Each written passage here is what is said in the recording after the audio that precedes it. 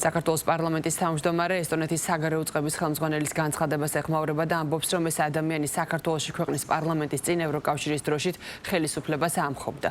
Როგორც ცნობილია, მან განაცხადა, რომ ესტონეთი რუსეთის საზღვარზე რუსეთის მხარეს 7 შეერაღებული რუსის სამხედრო მოსამსახურე შენიშნეს და დროებით შეაჩერეს მოძრაობა გრძელვადიან პერსპექტივაში. გეგმავენ ამ გზის გამოყენების აკრძალვას. შალვა პაპუაშვილი ამ განცხადების საპასუხოდ წერს.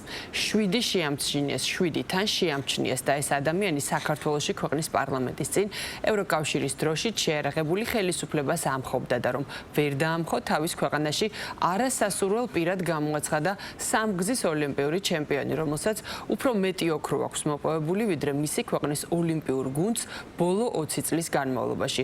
რომ ვიცოდეთ მაინც ვინ მართავს თანამედროვე ევროპას, წერს შალვა პაპუაშვილი სოციალურ ქსელში.